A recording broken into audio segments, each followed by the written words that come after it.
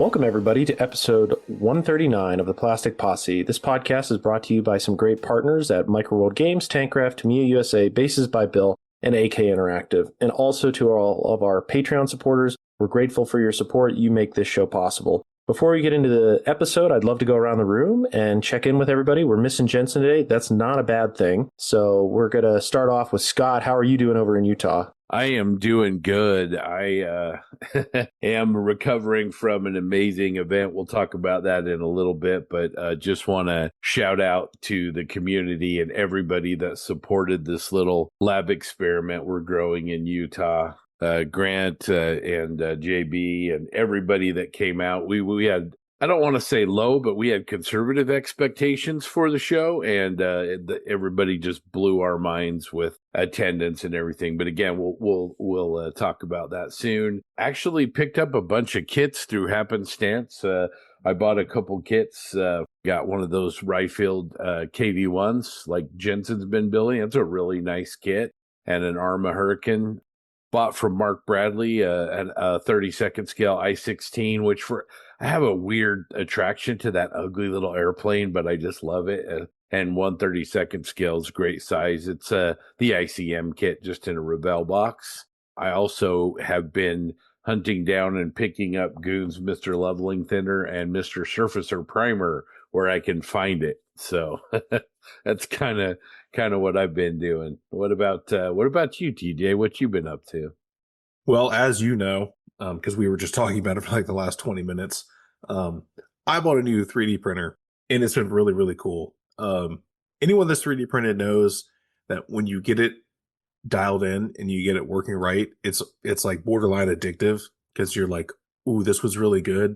I want to see what else I can do with it. So that's the phase that I'm in. I mean, I've been 3D printing for a long time now, so it's not new to me, but this machine and with its capabilities is new to me because I went from an Anycubic Mono 4K to an Elegoo Saturn 4 Ultra 16K, and it's a night and day difference. And since I bought this new machine, I've already printed some stuff for my SMC project that I've been working on too. That's making good progress. I kind of changed what I was going to do. I like it better now.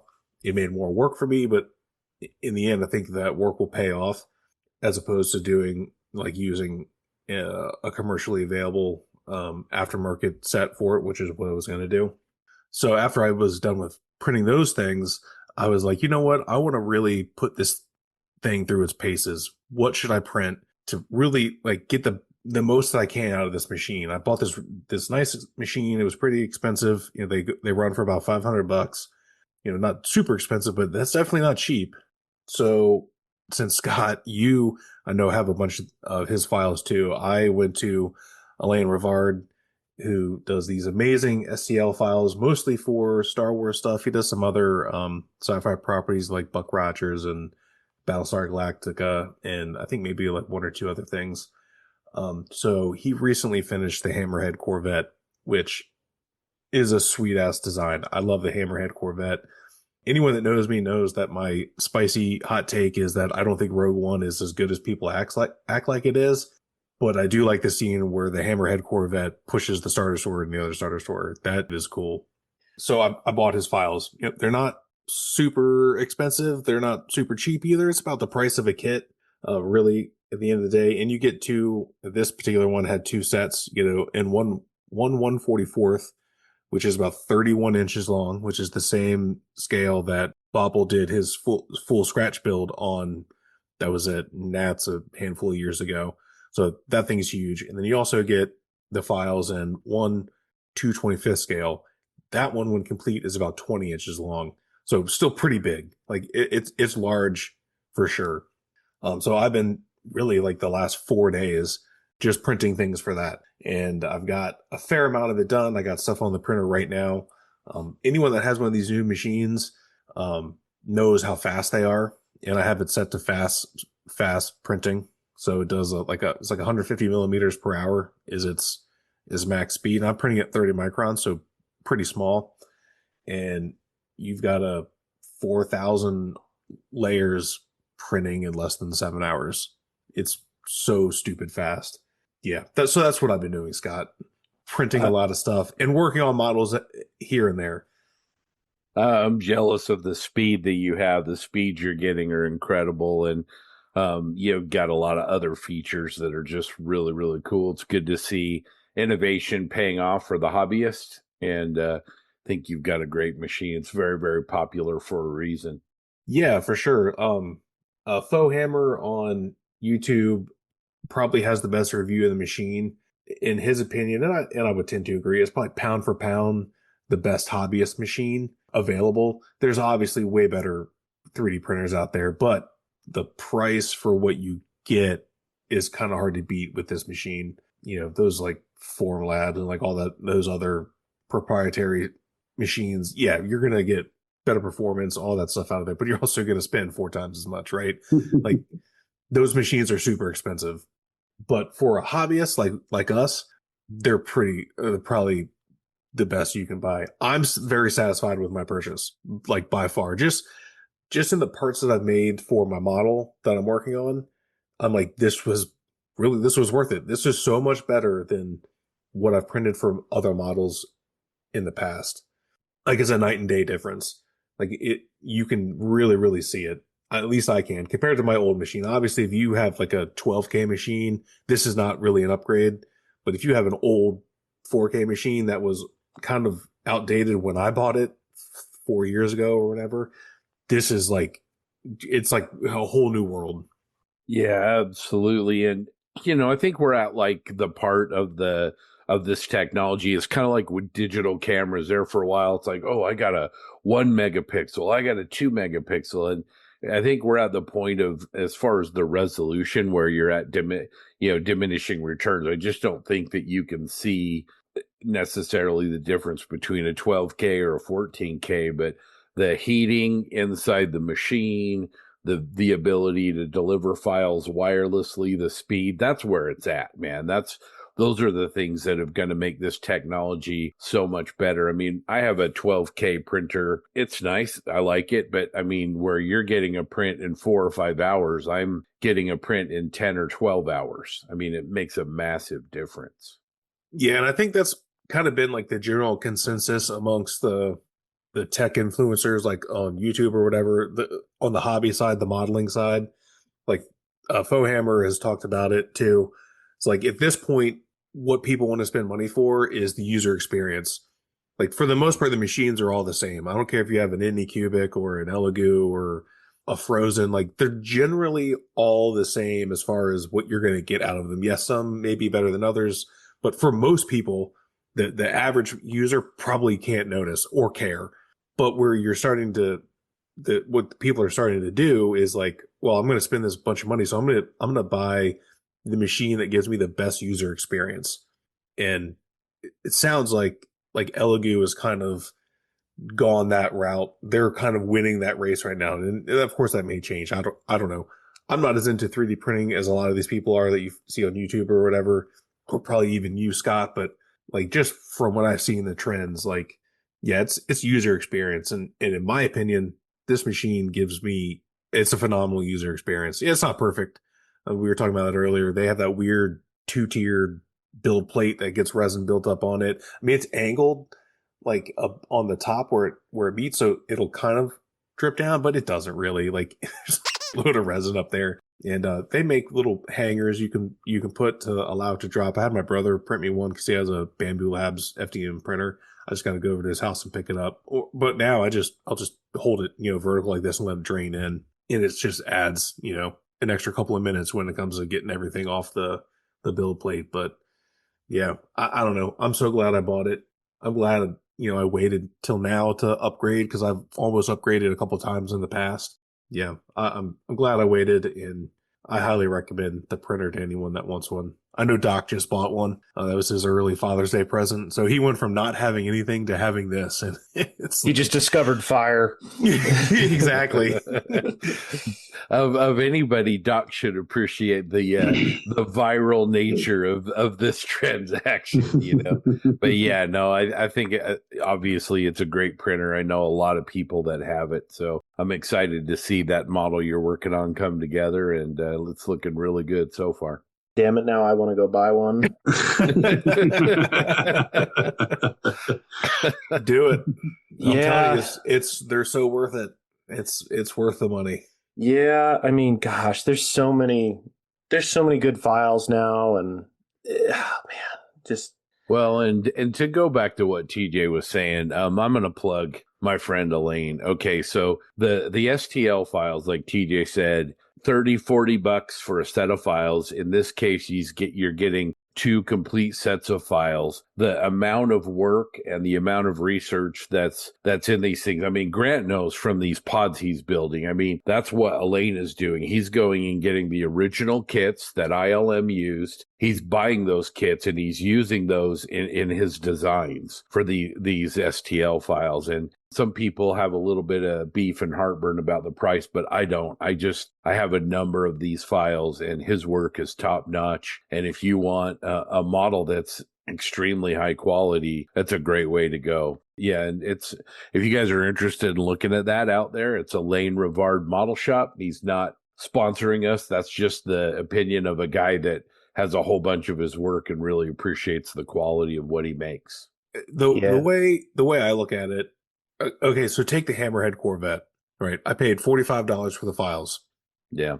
And you get a 1/144 scale kit, essentially, because it's broken out into pieces, right? So even if you bought that file, you buy a $500 machine and a couple bottles of resin. So you've spent $600, say. I would say $650. You're not going to find a model of that kit, that size. You're talking about a 31-inch long model. Yeah. You're not going to find a kit of that. First of all, they don't exist. And if they did, it would be more. I can guarantee you. If you want to, and I'm sure someone probably sells like a resin one, but I own garage resin models. Like I have a 1/350th scale blockade rudder. It's huge and it's okay, but I'd rather print my own one. And that way I know what I'm getting into and what I have to do to fix it. And like, I don't know this for a fact, but I have a feeling Elaine makes his STLs knowing that people are probably going to want to light it, because just looking at the pieces in my slicer as I'm supporting them myself, I mean, you have to factor in, you have to support the files yourself. But if you know what you're doing and you use a good slicer, it's not that hard. It's pretty easy, yeah. And like you and I were talking about today, TJ, he designs the breakdown of the parts, the way they go together with the slicing in mind. So he gives you surfaces that you can print from, you can sacrifice to put those, and that's all kind of taken into the design. And that's because he's a printer and he also prints kits as well as does STL files. Yeah. And I'm glad you mentioned that, Scott. So if anyone, like if any of this is selling anyone listening on buying these files, that is something you have to take into consideration. You need to know what you're doing. Like you kind of do, because the files are not, you don't bring the files into the slicer. If you've never done this before, or you've never worked with a non-pre-supported model, you're not going to bring his files into your slicer the exact way that they're going to be printed. Mm-hmm. You're going to have to look at them and figure out the best way to do it. And it can be tricky, and you're going to have trial and error. Like I've already had to reprint a couple pieces because I didn't position it right. I didn't do some, my supports weren't the way I wanted. They were too heavy. The tips were too heavy. I don't, anyone that like does a lot of 3D printing knows like you need to find the balance between tip size and strength. Yeah. I feel like a lot of the auto supports default a little heavier than they need to be. They do, yeah. Yeah. So I've adjusted that. So I brought them down. Like almost half most of them. Like, I think they were like 0.4 millimeters, which is for a nice support, like where it doesn't matter, is fine. But it was putting that on that I don't want. Yeah. Yeah. Even factoring all that, like it's not that bad. I rarely use pre-supported files for that very reason. You've got to, if you do pre-supported, you're trying to speak to a broad audience. And I generally find that the way the pre-supports are done is they're too heavy. The tip size is too much and there's too many. And I'd rather just do it myself, take the time to support it and orient it the way that I want to do it. John, you and I worked on some prints together on a armored vehicle ways back, and there were pre-supported and unsupported files. I used the unsupported files across the board. Yeah. I mean, also, I'll just chime in and echo TJ. I look at Faustus stuff. I've bought a lot of his files, and he's kind enough. If you want to go on Faustus, Plastic Posse is a discount code. You get 10% off. But I've bought a crap ton of his files. And I actually have a stack of T-Rex stuff that I bought at shows. And I have Faustus digital file, and I've printed like the engine deck screens of the Panther. And I probably bought 4 or 5 sets of them when I was at Heritage Con 2 years ago because you can't find them. And then Faustus came out with his prints. So like TJ was saying, the value there is immediate. Now, granted, not everybody will have a printer, so businesses like T-Rex will be around. But like the value in your ability to recoup those costs, it happens immediately. It's really unbelievable, especially with Trax too. Now, granted, Trax is a unique one. I'm curious if you agree, TJ. Trax, in my mind, I would rather spend $40 or $50 for Trax than print them because they're such an ass pain to clean. So it all depends on the track, 100%. but I don't want to print out a bed of tracks, wash them, clean them, dry them, where, people like Dukes, T-Rex, other companies, Panzer Work, they all have really good tracks, and it's just it's not a value for time for me. But if I'm printing other details, I'm all in. But Trax is one of those niche items that it's not worth my hassle. I'm sorry, it's just not. So, well, yeah. And you get into tolerancing. Sorry, TJ. You get into tolerancing and shrinkage, and if you've got a good printer like TJ has with heat and temperature control, where you're keeping it consistent, that makes it easier. But you've got to be mindful about the resin. You got to be mindful about your exposure, because if you print a plate full of tracks and you get them really nice and sharp, if they're overexposed, you're going to start putting them together. They're going to start breaking on you. So, yeah, I agree, John. I think let the purchases, from people that are really good at what they do speak. 100%. I've printed tracks for one tank. It was a Tiger. They looked great. Don't get me wrong. Like, it was fantastic. They all worked. I had my machine dialed in. I did that on my Anycubic 4K machine. So everything was dialed in. They looked good. Oh man, what a pain in the ass. Yeah. Just like you said, John, it's my time is worth more than that. Yeah. Like when I think about how much money I make per hour at work, I'm like, it's a lot, right?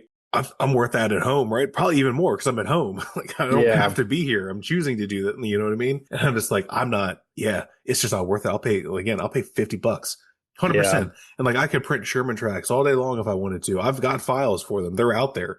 Yeah. BJ made them years ago, and they're fine. But no, I'm going to pay $40 for a set because it's way easier. Oh yeah. I mean, I look at Dukes' stuff and it's a no brainer. It's crazy. Speaking about Dukes, I bought his mega pack for his Mabel's deal for the T28, the big pancake thing. Yeah. So, listeners, we'll have a group build there sometime because I think everybody bought that thing. So, Jackson messaged me. I think he texted me. It was like on Thursday or whatever. He's like, "Hey, do you want to go in all this with me?" I'm like, "I don't know, man. Let me think about it." And I said no because I'm like, I'm not going to build that anytime soon. I know that for a fact. And whatever. The T28 has like 4 sets of more track links than probably any vehicle ever made, man. That thing is a track monster. I mean, we were kind of talking about it too, because so full disclosure, it's $100 for a set of Matt's tracks, right? And you think like, holy shit, that's a lot of money. But then you think the T28 has 4 runs of tracks. Yeah. So you're buying 4 full sets of tracks. Yeah. Which, in my opinion, is a pretty good deal because it's $25. It'd be like $50 for a regular set, which is pretty much what most 3D tracks go for. Yeah. Yeah. For a vehicle that large. Like, it's a big ass tank. It's very long too. So you're going to have way more links than say a Sherman in the T28 because it's a monster. Yeah. I bought the pack. I'm splitting it with Josh Orr. It was shipped to my door was $260. Came with 2 full sets of tracks. Came with 2 sets of mud guard or light guards, some other mounting fixtures, muzzle brakes, and then the suspension units, which I think Tacom probably over-engineered. So Matt made them in one piece. So the thing is with that kit is just like, I'll probably build it with the sides off. Like, I really want to show off that suspension. Because if you don't, like, all those tracks and suspension, they're just hidden, unfortunately. So but anyway, going back to 3D, I'll probably buy that damn machine. Because I have the 4K that's old. It's funny, I actually bought a giant Anycubic from Eric Kane at a show a year and a half ago, and I haven't turned it on. But it's a pretty big, it's an Anycubic. It's like an 8K, I think, but it's got a pretty big VAT. But the one that you're working with, TJ, it's, the results you're getting at the speeds, like you said, the customer experience is night and day better. And that's for me, that's where it's at. So yeah, maybe I'll look around the house and sell all the 3D parts that I wanted to sell anyway, but go buy a printer with that money. So, but yeah, no, it's cool. How much more do you have on the Hammerhead? See, I printed the full cockpit, so the actual Hammerhead, or Elaine called it a cockpit. It's really a bridge. I mean, it's a small capital ship, so it's a bridge. I'm going to reprint the top piece of the Hammerhead because I didn't orientate it. That's what Scott and I were talking about before. I didn't orientate it the right way. Like it's usable, but I can print another one and do way less cleanup work and prep work. I'd rather do that. I'd rather spend the 4 hours of going and doing something else while it prints than the hour and a half it's going to take to fill all the divot marks and make it presentable. So I've got it at that. I printed the whole core section. I got the last run of that. That's going now. That'll be done in a couple hours. And then, yeah, so I'm maybe 20% done. The engines are the largest part because that thing, if anyone remembers what the Hammerhead looks like, it's got a big bulbous ass with those huge engines. That's going to be the most work just because I think it's only that's probably going to be 3 prints. So I've got the guns, the trenches, and the engines left to print. So between that's probably about 6 prints, and then failing any reprints. So another couple days worth of printing. Nice. What resin are you using? I use Frozen Aqua 8K. Okay. Normally the gray, but also have the red clay. So I've got another full vat of the gray, and I've got another bottle of red clay that I'm just going to mix in as it runs low until I get some more. Very nice. Grant, what's going on in your world? Not much. I don't have a new 3D printer, so now I'm thinking about buying a brand new 3D printer. Just looked it up on Amazon. Thanks a lot, TJ. I had a great time last weekend at Rocky Mountain. It was a blast. It was nice to see everybody again. Got the mojo really going. Saw a lot of beautiful kits. Everything from Star Wars to armor to figures. Gary Baker had his display there. It was beautiful. Josh, again, another more beautiful sci-fi and Gundam. Some guy named JB built a decent Panther. But it was okay. Yeah, it was okay. Right. Yeah, he's going to be something someday. But, no, but it was good. I've been I actually started working on a T-34 tank and 1/48 scale and converting it to a captured German one with the cupola and the cut hatches and stuff like that. And I've been working on figures, some 1/35 scale figures. I'm taking the class from Towson and SMC this year for sculpting. So I'm kind of looking forward to that. So I've been working a little bit on figure sculpting in 1/35 scale. So that's going to be what I've been doing most of the time. So that's about it. Had a lot of people commenting on your orc bus that you were painting at Rocky. Oh yeah, that was fun. That was just a something to do while I was there. Thanks to Virgo's Vault they had a table there and they had it for sale. And I grabbed it, painted it up that day. Spent about a day on it, just trying to work on facial toning and stuff like that. So it was a great time. Oh, that reminds me too, TJ. I was able to get another one of those Iron Maiden busts. I got Stranger in a Strange Land from Penny in the Virgo's Vault table. Awesome. So I got 2 of those now. I got the Trooper. You just got to paint them. Yeah. Got to put some paint on those things now. No, it's cool. No, that's sweet. Yeah, Rocky was great, man. It was good to see you at the table, and always wonderful to see those live demos. And I love the little orc guy you were painting. I'll be honest, Grant, I'm a little pissed at you because I'm like, oh, where did you get these from? He's like, oh, I got them from Penny. I'm like, was there any left? He's like, no, I bought them all. I'm like, damn it. So those were really cool busts that you got. And what was it? You get like 3 or 4 of them you picked up for a pretty good price? Yeah, I picked up 4. Actually, yeah, they were Yeah. off a little side thing, and they were selling for a really good price. They call them academic busts, so Mm-hmm. they use them for classes and stuff like that. They're real simple, so it's just something really good to paint. Yeah, I saw that, and I was like, I'll just take all these. Yes, yes. Unfortunately, you took them all, and I did not have a chance. But I did buy some brushes from Penny and spent too much money, but that's okay. So, Bases by Bill is your partner for creating attractive display bases for your scale aircraft, armor, or ship with a variety of products and custom solutions. When your naval aircraft project is complete, choose Japanese or U.S. carrier decks covering the 1930s to today, or come ashore with airfield-style bases that elevate the presentation of any build. Do you need something truly special? Bases by Bill also makes custom cherry hardwood bases with engraved details or full-color placards, unit emblems, and national insignia. With the show season here, Bases by Bill can create major trophies and 1, 2, 3, or gold, silver, bronze awards. We work with clubs and national organizations, crafting awards of all types and for all budgets. Visit basesbybill.com because there's always something new at Bases by Bill. but no, it was fun, and I'll just round this off. Everything's been good. You know, Rocky last week. We'll get into that a little bit later. Fantastic show and amazing venue, unbelievable people and work on the table. From a bench perspective, working on this Yog Panther, was able to get it to primer, and then I threw some paint on it yesterday. I got to adjust the camouflage scheme. I got the basic colors down, but I want to tweak some things, brighten up some colors. But overall, it really came together nice. And like I mentioned before, Faustus stuff was used on it.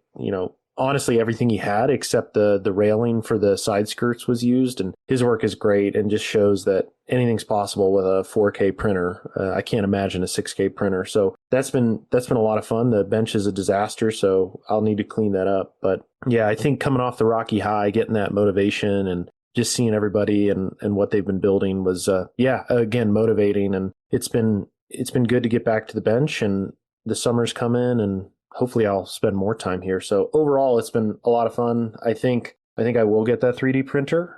I have Amazon points, so there we go. And I just got to build out I was thinking about downstairs in my basement where I have my 3D printer. I have this big cabinet that I think I'll repurpose, drill some holes in the back and set it up as like a 3D print box. And then I have an air filter down there, which is nice. I got it from Mark Bradley, the idea.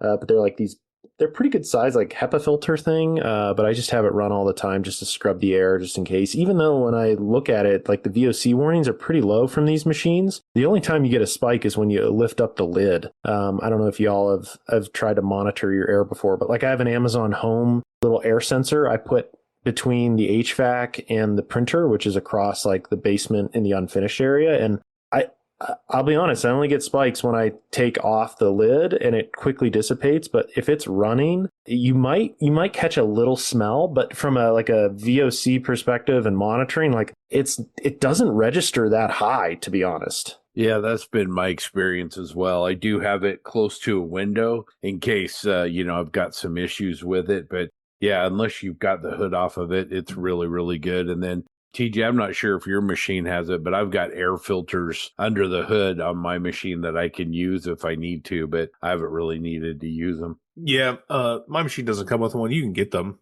and it's pre-built to put an extractor on the back if you want it. My unpopular opinion when it comes to VOCs and 3D printing is I don't really care. I mean, I know they're a thing. I get it. And I've mentioned multiple times the line of work that I do, that stuff's going to kill me before VOCs from my 3D printer that I barely am around is, right? Like I'm not discounting safety. Like I think safety is important. I wear gloves. I do all that stuff. I don't handle all that stuff. Whatever. But at the end of the day, like anyone that works in construction and the type of construction I do and what we breathe in every day and what's allowed, like what we're allowed to breathe in, the welding fumes are going to give me cancer before 3D printing is just, and that may be unpopular and that's fine. You can say whatever you want. I don't care. Like, I'm not going to disagree with you because like I was really worried about the VOCs coming from the 3D printer. So I I bought an Amazon like home air sensor because I have my 3D printer in the basement. It's not by a window. It's on the opposite side of like a 40. You guys have been in my basement. One side of it is my HVAC unit. On the other, on the unfinished side, the complete opposite side, which is probably like 30, 40 feet away, is my print station. I was like, man, I don't know about VOCs. You hear all these horror stories. I was like, well, I'm going to buy an Amazon home sensor, and I put it down there. And when I'm running, you don't tell. Like I said, you get a spike when you open up the lid, and it'll go up to like, you'll just see like for this period of the day because it only measures in hour blocks. For that hour block, it's spiked. It quickly resides. And I'll be honest, when my wife is working out in the basement in the gym, it kicks higher warnings because you're kicking up dust, you're moving around on the floor, and it's like worse air quality readings than when the printer's going. So, I mean, I literally have data to back it up that, yes, you can smell it a little bit if you walk in and the hood's exposed, but that was one thing I was super concerned about. So I bought a sensor, and I was actually pleasantly surprised. Like the VOC warning from a 20 feet away, honestly, it is no impact on the air quality, at least the data that the Amazon little air sensor, which is, I've read reviews, it's supposed to be pretty damn good. And then I even backed it up with like this bigger box that actually filters the air. And I have it right next to the machine when it's running. And the VOC count is like, it's not even, it's negligible. So I like TJ, I don't discount VOCs. I don't discount the safety aspects of 3D printing, especially when handling. That's really, from my perspective, where the safety comes in, like, because it's liquid cancer. You should probably wear gloves. I have a dedicated trash can. I'm pretty good about actually touching the uncured resin, but from a VOC perspective, like, I don't know, I've been monitoring it, so I'll keep monitoring it. Yeah, eye protection too. If you I wear glasses. Yeah, if you're handling resin, you don't want that splashing in your eye. So eye protection and gloves all the time. Yeah. Yep. And then I have multiple layers of, like, I don't know, even just poster board on top of my place where the 3D printer sits. But yeah, from a VOC perspective, I've been pleasantly surprised with how, and my wife's pretty sensitive too. She can pick up on some scents, and she might smell it a little bit, but like if the hood's closed and I don't pull it, like, it's fine. So, but yeah, my wife is also super sensitive to smells for the most part, and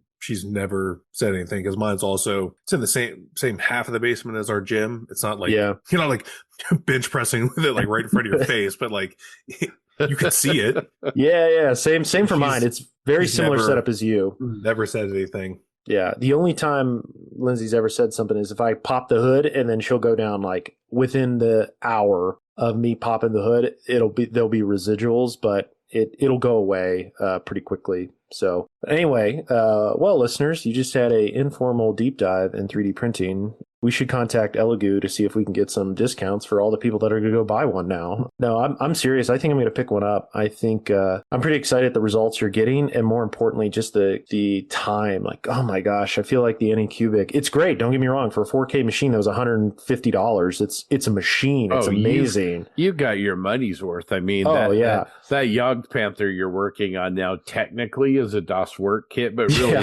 really it's a Faustus model. It's a Faust, yeah, and and like I said, with with other capabilities of printing your own figures and the amount of STLs out there, like it's crazy good. So, but with that, looking over to the Plastic Posse page where you've been posting, TJ, your updates, I just want to call out some modelers there that have stood out recently. And Grant, I'll go over to you. What stuck out to you? I'm going to go with, if I say your name wrong, I'm really sorry. Dario Ruiz Gallardo did a posting of improving the kitten crod, wherever you pronounce that, 1/35th scale Tamiya kit. He actually is updating the engine on it, and he showed a little video yesterday or the day before yesterday where he was actually working on the distributor cap, held it in a pin vise, and was drilling holes in it and making the wiring for it. It was just really kind of cool to see that little detail, and it looks really cool on the machine or the kit. I like what he's really doing. It's something that you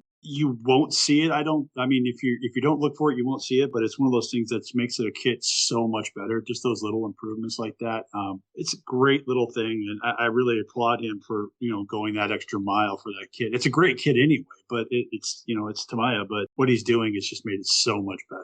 That's what I've got. I like your choice, Grant. I in my opinion, the new Tamiya Kettenkrot is one of their best armor kits they've ever done. I mean, the bang for the buck, and the fact that there's as much of the engine as there is. For the $25 that kit will run you is incredible. But yeah, he's doing like 1/24th, 1/25th scale level detail on a 35th scale kit. It's really nice work. Running power, running basically spark plug cables and everything out of that whole thing. And it's just fabulous work. And like I said, that little extra touch there is something that's very important. I think it looks really, really good. Mm-hmm. That's my choice. I'm going to pass it over to TJ. Well, keeping with the theme of what I've been talking about this whole episode, and we're going to talk about some more in a little bit. I chose Joshua Scott's droid tank. It's like an AAT or something. I think it's the Legion, the tabletop gaming version, which is pretty cool. So I think you've done one too, John. Yep. Dude, it turned out really good. His is really good. Josh is a really good modeler. Anyone that doesn't know Josh, he's goes by Cropopla on Instagram. He's primarily a Gunpla modeler. He does other stuff too. And it's really good. He freaking crushed it. I love it. I mean, I'm the biggest fan of the whole droid thing from the prequels. I think the droids are lame, but their vehicles are pretty cool. And that tank is really cool. He did a really, really good job.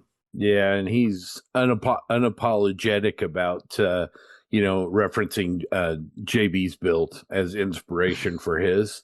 And seeing it in person, it's a really, really good model, and he crushed it. I love those round intake on the skirt on the bottom armored piece. Those are missile tubes. Scott. Missile tubes. Those are missile tubes. Yeah, missile tubes, and it's a great model. He did a really good job.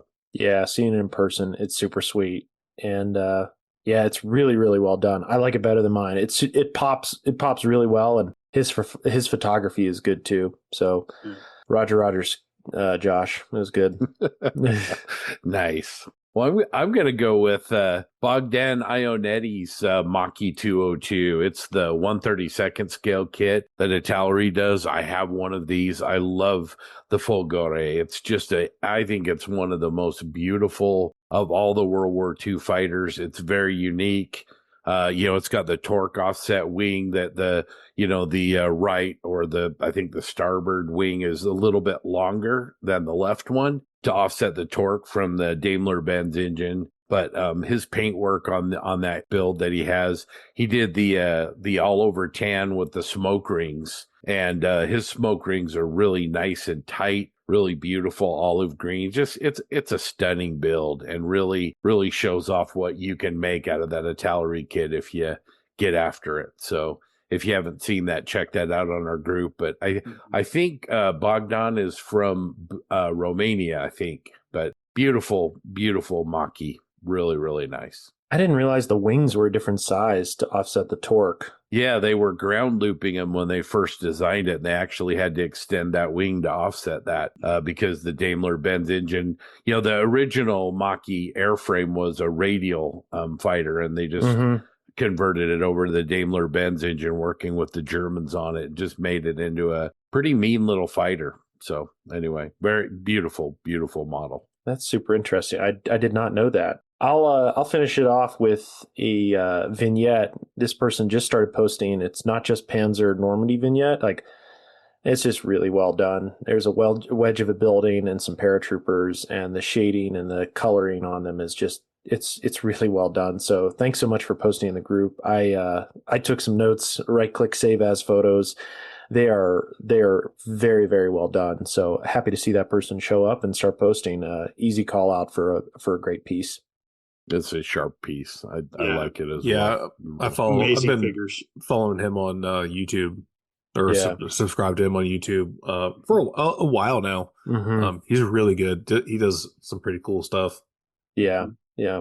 All right, Scott, tell us, there's this little thing that happened last week in Utah. I'm trying to remember what the name is. You did okay. The numbers are numbers, I guess. So why don't you tell us a little bit about this thing that you've dedicated your life to the last 6 to 8 months?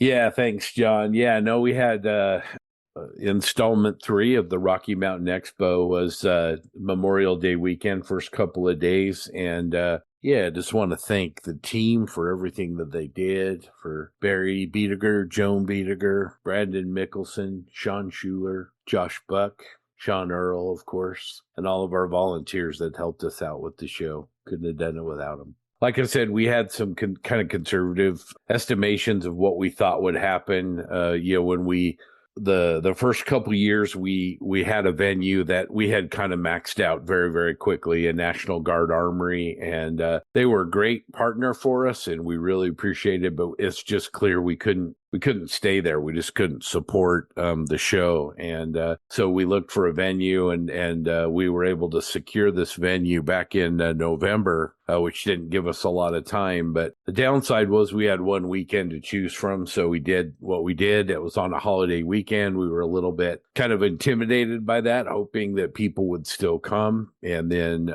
like I said, the amount of attendees, the amount of models for both display and also the competition really just kind of blew us away. You know, our first show 2 years ago, we had 350 models on the table. Probably a third of those were probably the team and the local people, that were supporting us. And then, last year we almost hit 600. We felt pretty good about that. And we kind of thought that's where we would be this year. But, we were well over 1,000 models on the table, and ended up being a really great show. The new venue that we moved into is really comfortable, really beautiful, has a significant amount of space that we've added, and just, improved the experience for the attendees of the show. It's given them, better HVAC, better Wi-Fi. There's nice lounge areas, but more than that, massive vendor areas, massive seminar areas, and then the grand ballroom, which is where it's all at, right? So we have this huge area to display the models, and not only did it have really good overhead lighting, but we also had a couple walls of floor to ceiling natural lighting. And when you would look out those windows, you'd see the Wasatch Mountains kind of in the background. And so, a lot of people that came in from out of state really, really appreciated those views and everything. But it's called the Utah Cultural Celebration Center, and they're a great partner. They really rolled out the red carpet for us and really showed our guests a great time. And so we could not be more excited about that. I don't know, Grant and John, what do you guys think about the venue and kind of the facility itself? Well, I thought I underdressed for sure. It's very, very, very nice, extremely nice, very comfortable. It's a great place to have a model show like this. Like Scott said, the vending areas were massive downstairs. Then there was, the vendors could park on the bottom down there and go straight into their area. They didn't have to rely on the stairs, and actually they had an elevator that went down the stairs, which was nice for some of the people to have there. The beautiful, beautiful welcoming in area. The display area was amazing. Everything was amazing. It was really, really nice. It was such a great location to have. And then if you went outside, I don't know if anybody went outside, but I went outside for a couple of walks out there, and there was like the river down there, and there was some things there that were brought in from Mexico and China. There was a large head from Mexico that was taken from one of the jungle sites and beautiful, that was donated to the facility from the country of Mexico. And it was just a beautiful location all around. So it was definitely one of the better places I think I've been to have a hobby show. Definitely. Yeah, just echoing Grant. I mean, when you talk about step changes, this is an easy call.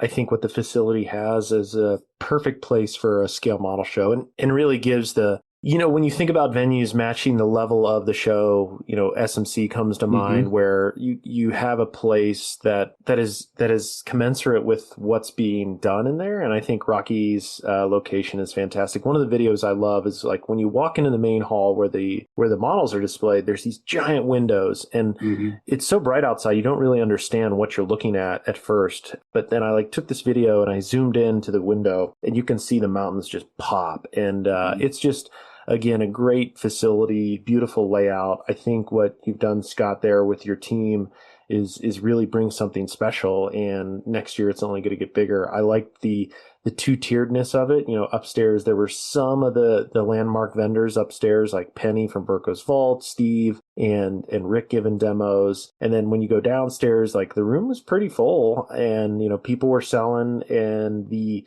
seminar rooms were really nice too. So overall, 10 out of 10. I also like the ability to like have little mini lounge areas. The food trucks were great, a great quesadilla, great coffee. And overall, a really nice place where it's one of those shows. And again, it's a show where you just show up, park your car, and you don't leave until about 8 to 10 hours later. So I think it's a mark of a great event, and I certainly look forward to next year. So 10 out of 10, don't f it up next year.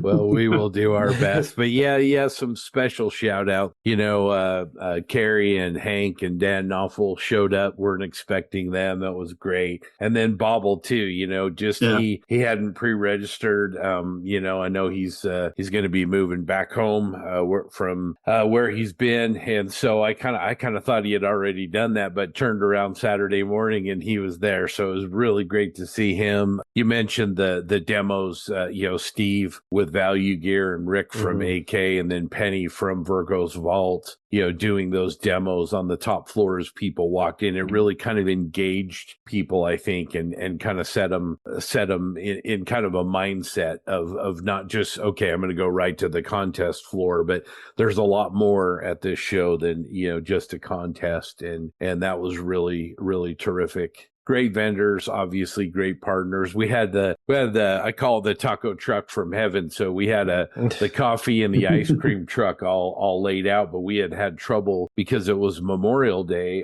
finding a taco truck that actually had, food, and everything. And then, Sean Earl and myself, we'd gone out food trucking a couple weeks before. And one of the vendors that we had talked to, they said they thought they had an event, but that changed. So, we were sitting there, and all of a sudden somebody came and grabbed me. Hey, where do you want to put my taco truck? And I'm like, oh, sweet. We had a taco truck. So that was great. But, just again, hats off to the venue. They took really good care of us. It's owned by West Valley City, and it's really, it's not transactional. They became a partner in everything we've done.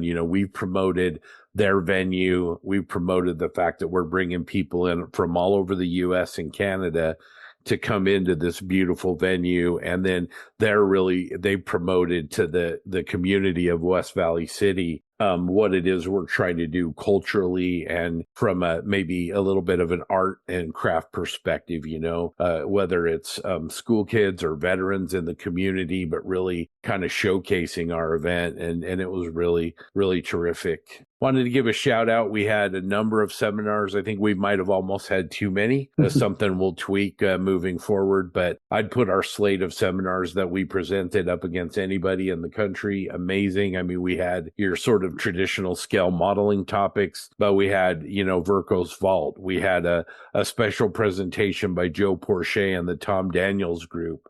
They brought 24 linear feet of Tom Daniels builds. Anybody that's into old custom hot rods from the 60s and the 70s, Tom Daniel was a huge influencer of designs, and they just had model after model. I think over 150 total on the table. And then they did a presentation on Tom, who lives here in Utah still. And that was really great to see. We had a lot of Gunpla on the table. I think Josh Scott might have maybe had something to do, and we had a lot of wargaming miniatures. We had model railroad subjects that were executed at a very high level. We had everything from 1/200 scale ships to obviously a lot of aircraft and armor. We had a lot of really creative displays. Penny Meyer is incredible artist. She did a beautiful display. Gary Baker, obviously, a lot of really, really nice figures. And then a lot of things that were outside of the box as well.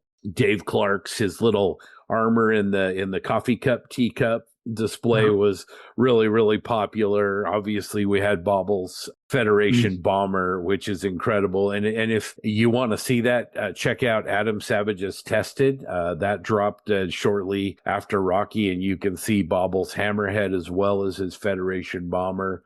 So we got to see that model in person. Just a lot of really creative displays. And, that's kind of what our vibe as an open format show, that's what we've really encouraged people to go is, yeah, we want your, your Panthers and we want your F-14 Tomcats, but we also want your busts and your flats and your vignettes and your dioramas and even things that maybe don't fit necessarily in a box. One of the guys that he's the coolest guy. His name's Ian.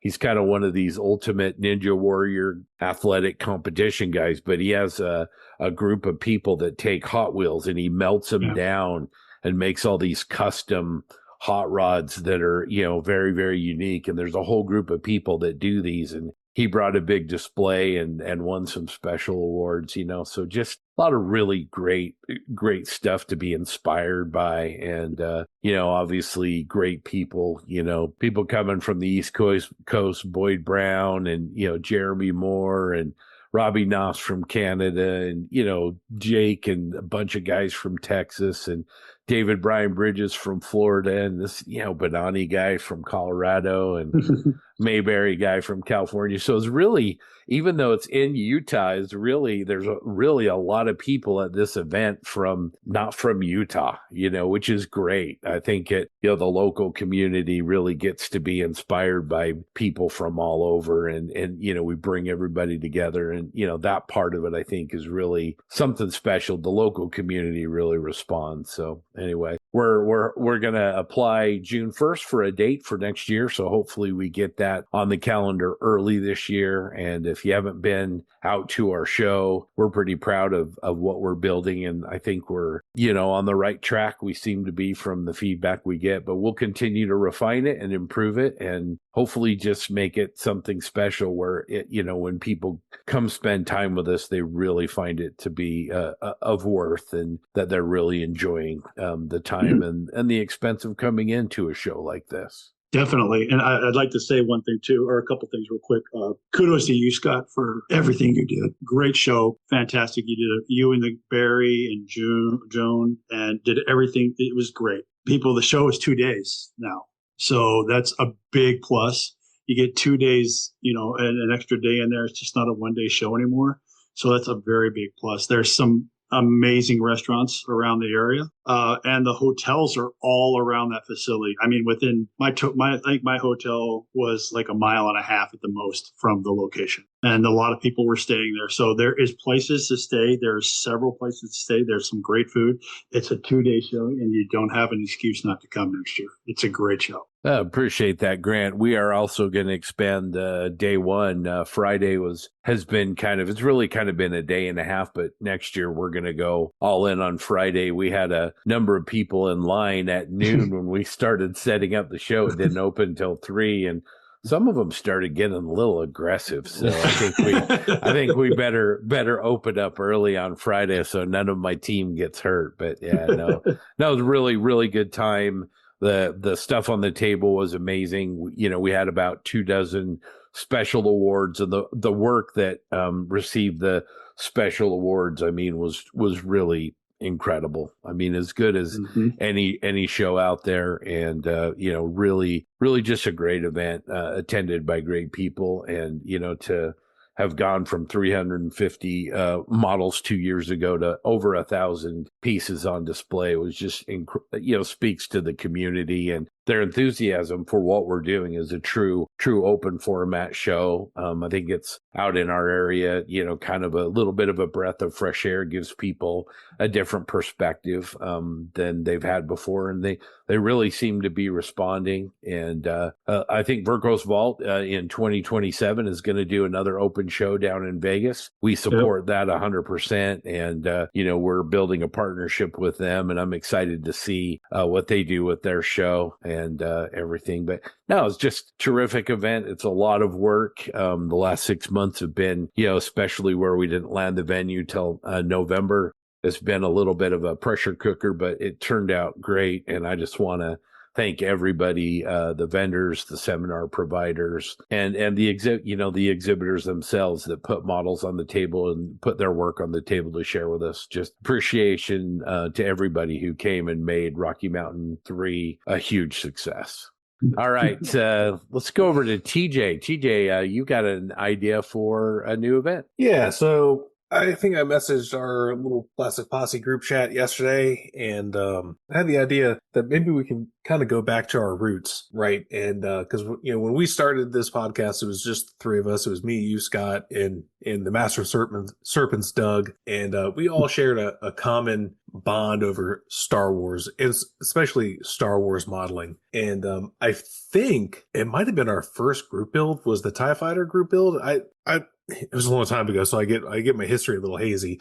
It might have been the Spitfire group build or the T-34. We had a couple group builds that we kind of started pretty early on, but I know the TIE Fighter group build was one of the first. And I had the idea that maybe we could do another group build about Star Wars. Mandalorian and Grogu just came out. I haven't seen it yet, but I heard good things. Heard it's fun. And I've been printing this Hammerhead Corvette. Yeah, just got to thinking, I'm like, man, I haven't really done a proper Star Wars kit in a long time, probably like 2 years. And I think it'd be fun if I did another one. And that's when I was like, let me see what the guys have to think. And I think we're all pretty much in agreement that it would be pretty cool. What do you guys think? Since we're kind of here talking about it now. Yeah, 100%, Red Six. Yeah, I think it's a great idea, and I think it was like I think our first group build was that T-34-85, maybe Ryefield, and then the TIE Fighter was right after that. So I love that. I love that going back to roots. But the great thing about Star Wars is I think most of our listeners, I think, John, you said this, everybody has a Star Wars kit in the stash, right, of some kind. And so I think it has broad appeal, and, you've got the ability to grab a Bandai kit, which is incredibly high quality, or 3D print something really cool, or, and there's new Star Wars kits hitting this summer. You got the TIE bombers that should be out anytime. You got the Land Speeder kit, which should be right after that, and then the Interceptor in the fall. So yeah, I think it's a great idea, great subject, TJ. Yeah, I'm in. God, I really want to build that big Revell Razor Crest. I think it's just so cool. I have that, and then I have Mando's N1. But yeah. I'll call out like Spencer Pollard's Razor Crest that he built 4 years ago. Like that still stands out to me as one of my favorite sci-fi pieces, and I bought the kit because of that work, and it's super inspiring. I actually was looking at Elaine's website as we were discussing this earlier. A Sandcrawler would be cool. You don't really see those built at all.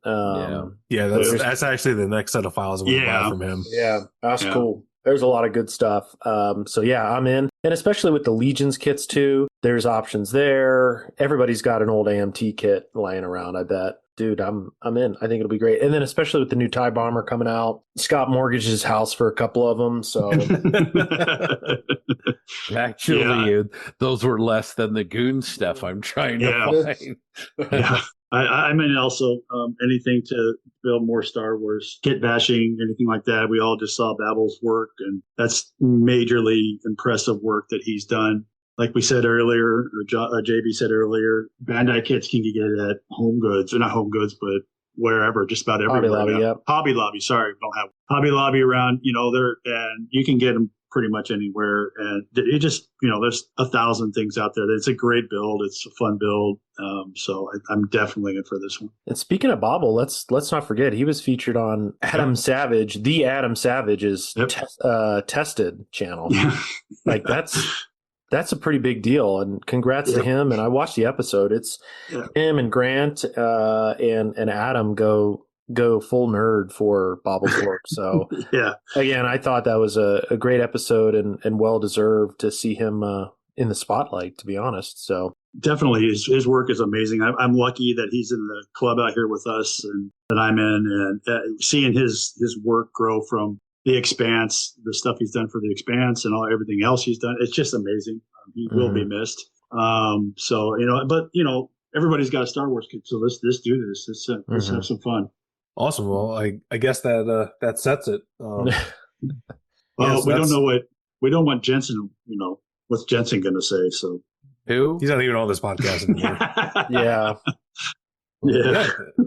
Then all right, then we'll 100% do it, and we'll post some things on the Plastic Posse group. But, if you're listening now, it's going to be any Star Wars subject, any scale, any kit, doesn't matter. 3D printed, commercially available. You can scratch build one if you want. But yeah, and we'll go ahead and put it out there. It'll be Star Wars group build, hashtag Star Wars group build. And we'll probably put something together to give away. I think we've all kind of got some stuff that we could probably make that happen.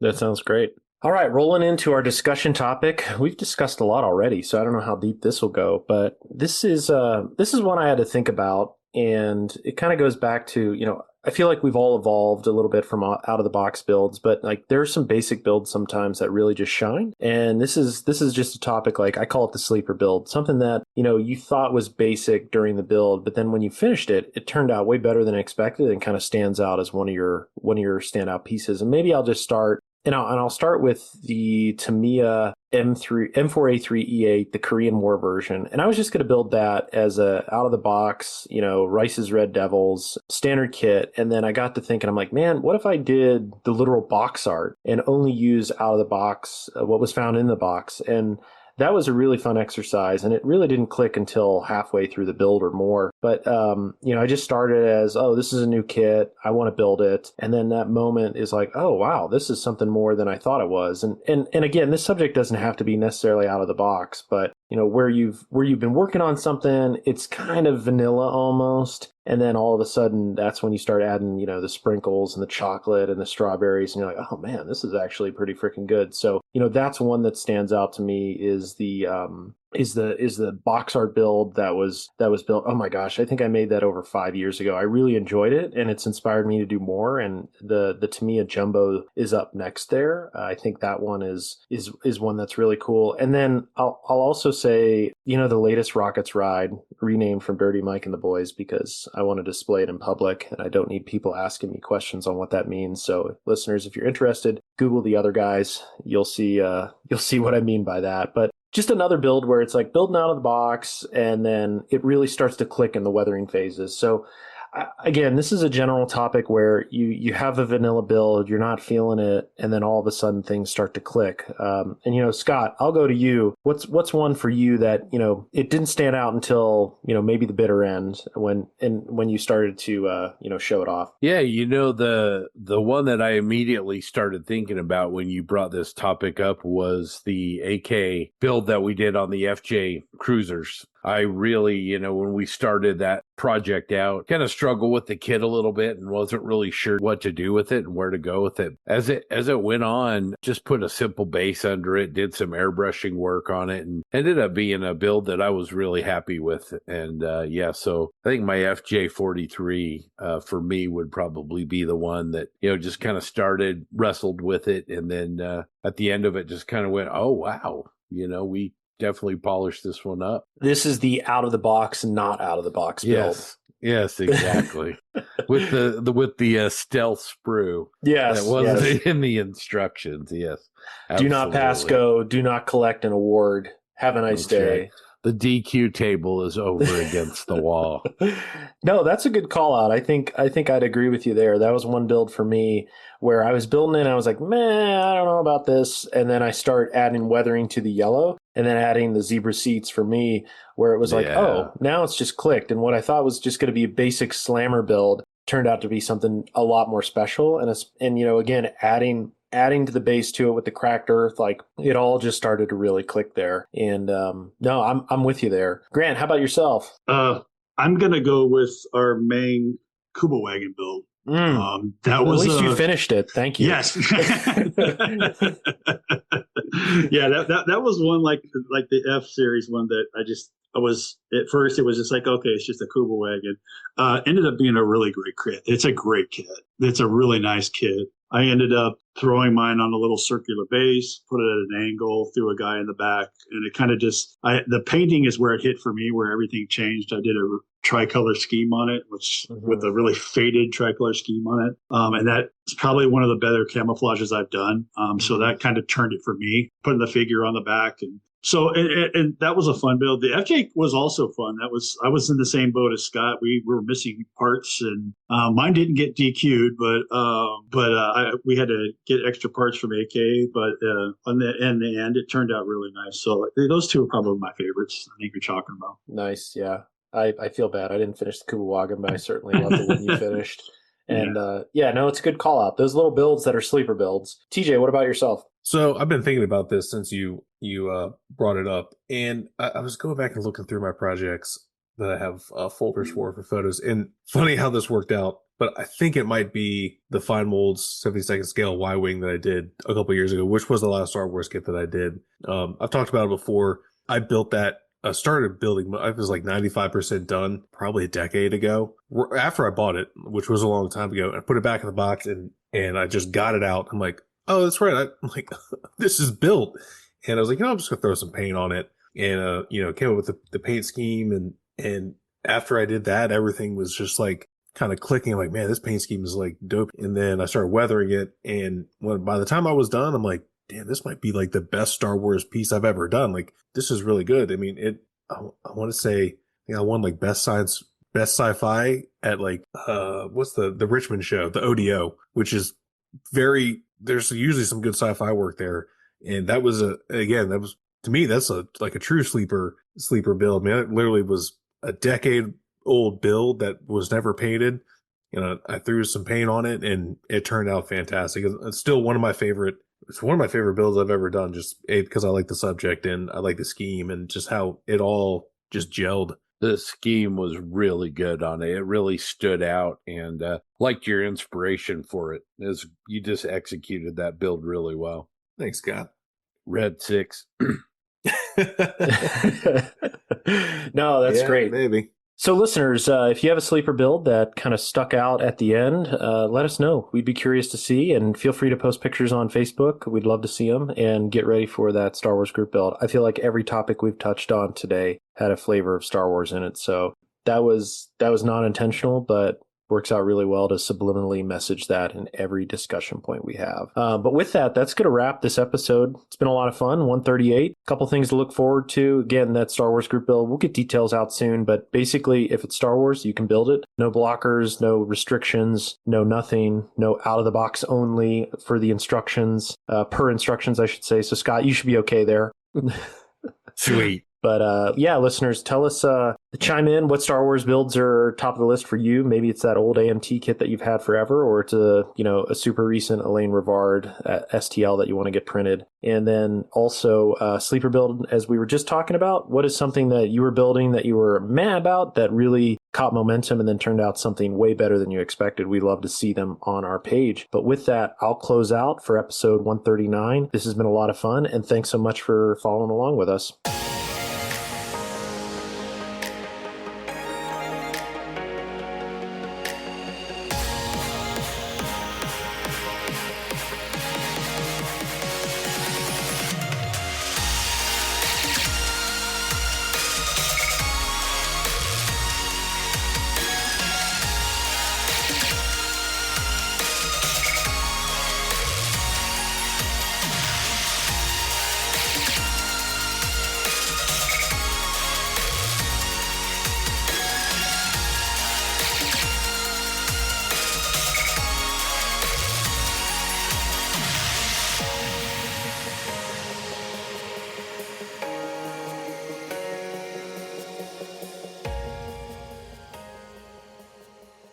One of the ways that you can help to support the Plastic Posse is to become a Plastic Posse Outrider. If you want to become one, it's easy. You can even do it wearing lounge trousers. Just go to our Patreon page at patreon.com/Plastic Posse Podcast and set up a recurring donation there. These contributions help offset the cost of bringing you the posse and benefit the community at large. There are 3 different tiers of support, and they start at just $1 a month. And there's also great benefits to doing this and becoming an outrider, like early access to podcasts, premium access to the hosts, the chance to appear on one of our podcasts, and exclusive Triple P content and social events at model shows. Let's recognize our amazing deputy marshals. These loyal contributors support what the posse does, and we genuinely appreciate each and every one of you. And they are, in no particular order, Ben Hardaway, Kevin Johnson, Chaz Teets, Matt Privis, Jacob Ford, Robert Klein, Todd Reich, Brett Navance, Brett Johnson, Angel Garcia, Carl Doran, Pat Brown, Ryan Smith, Alamo Squadron Model Fiesta, Curtis Towers, Winston Gould, The Quiet Corner Modeler, Daryl Miller, Rob Booth, David Clark, Robbie Knopfs, Wesley Becker, Eric Daglish, David Wassel, Matt Tutman, Zach Pease, Brett Marcan, Greg Williams, Nick Wolf, Sean Earl, Black Hat Scale Models, Red Beach One Studios, James Morando, Mike Norris, Stephen Rodwell, Rick Cooper, Eric Kavita, John Hale, Eric Kane, Logan Hansen, Tim Gidcom, Dan Newman, Robert Blocker, Tyler Moore, Derek Post, Craig Flynn, Kenneth Childress, Drew Gardner, Scott Hall, Frank Perrone, Jeremy Diamond, Terry Wilkinson, Chris Lovewell, Andrew Callis, Ethan Einmill, Steve Baker, Jay Kidd, Brandon Gentry, Lee Fogel, Mark Ewing, Toadman, Model Doc, Greg James, Les Calla, John Everett, Uncle Buck, Mark Bradley, Eric Brubaker, Jeremy Moore, DB Scale Model Studio, Jeremy Elliott, Mike Talley, Previous Seat, Mediocre Middle-Aged Modeler, and JC Osborne. Let's not forget our posse foreman. This crew is made up of posse outriders who give the deputy marshals a hand. We would also like to thank them for their support. From the workshop, Andy, the voice of Bob, Graham, Keith, Dwayne, AK Armor, Bill, Casey, Theresa, Russ, Stefan, Mikkel, LeVar, Gil, Mike, Michael, Scott, Emery, the Krieger, Ozzy Modeler, Jeff, Eddie, Ross, Warhoff Models, G. Baker, Tom's Stuff, Crazy Loca, Len, Cliff, Damien, Cody, Nukeman, Mike, Paul, iBones Models, Mr. Grizz, Jackson, Joel, Chris, Jamie, MD Models, Papa Steve Munsell, JV, Eric, Matthew, and David. And of course, our $1 and free posse outriders. Thank you guys. If anyone's seen Jensen, please have him give us a call.